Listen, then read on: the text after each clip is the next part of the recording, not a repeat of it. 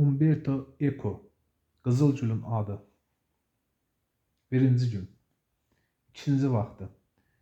Wilhelm nəbatçı Severinlə elmi söhbət edir. Biz yenə mərkəzi nefi keçdik və gəldiyimiz qapıdan küçəyə çıxdıq. Umberto'nun dediyi sözlər hələ də başımda uğuldayırdı. Umberto qəribə insandır. Cürətlənərək Wilhelmə dedim. O bir çox baxımdan böyük insandır. Ya da hər halda belə idi. Qərbəliyi də bundadır. Yalnız kiçik insanlar normal görünürlər. Umberto'nu tonqalda yandırılmağa göndərdiyi kafirlərdən biri ola bilərdi. Amma müqəddəs Roma kilsəsinin kardinalı da ola bilərdi. Və hər iki pozğunluğun bir addımlığındaydı. Umberto ilə söhbət edəndə mənə elə gəldi ki, cəhənnəm cənnətin tərs üzüdür. Onun nə demək istədiyini anlamadım və yenidən soruşdum. Hansı üzü? İşte elə bundadır. Wilhelm məyus-məyus başını yellədi. Hər şeydən əvvəl başqa tərəflərin, başqa üzvlərin və bütövün, tamın var olub-olmadığını bilmək lazımdır.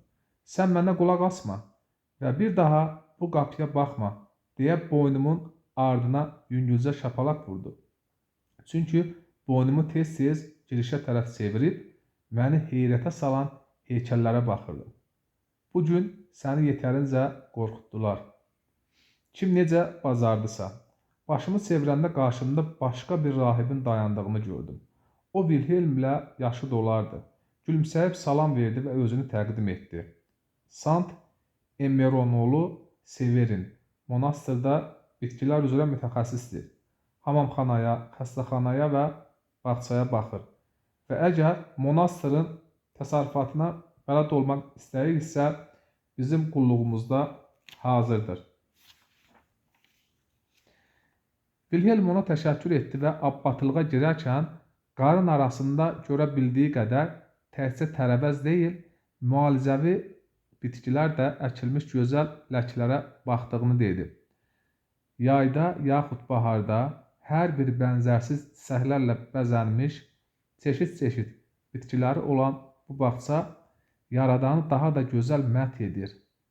Severin üzrxahlıq edərcəsinə dedi.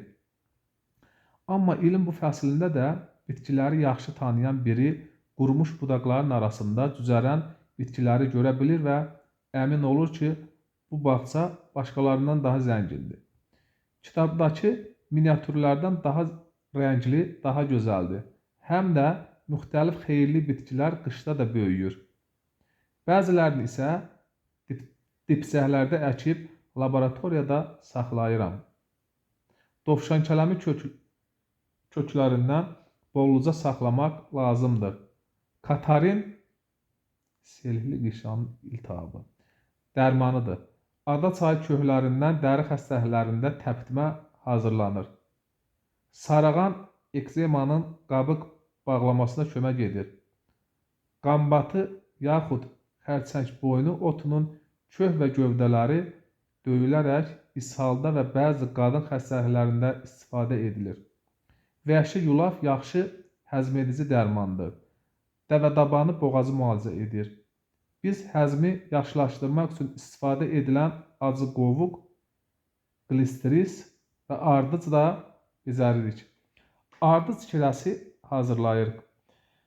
Kəndalaşın qabıqlarından qara ciyər həlimi düzəldirik. Sabunotu köklərini soyuq suda əzirik. Bu iltihaba kömək edir. Bundan başqa müalicəvi xassələri hamıya məlum olan pişkotu da becəririk. Çeşitli bitkilər becərmək üçün iqlim də müxtəlif olmalıdır. Buna necə nail olursunuz? Bir tərəfdən Tanrı bizim mülkümüzü dağda elə yerləşdirmişdi ki, cənub tərəfdəki yamacda dənizə sarı əkilən bitkiləri bol isti hava ala bilir. Şimal yamacdakı bitkilər isə dağ meşələrinə sarı baxır və daim ağacların sərin nəfəsi ilə qidalanır. Buna görə də hər gün Rəbbimə dualar etməliyəm. Digər tərəfdən xeyirxah ustadlarımın öyrətdiyi layiq olmadığım sənətə borçluyam. Əgər torpağı yaxşıca hazırlayırsanız, düzgün bəsləyib becərirseniz, bəzi bitkilər ən əlverişsiz iqlimdə də yetişə bilir.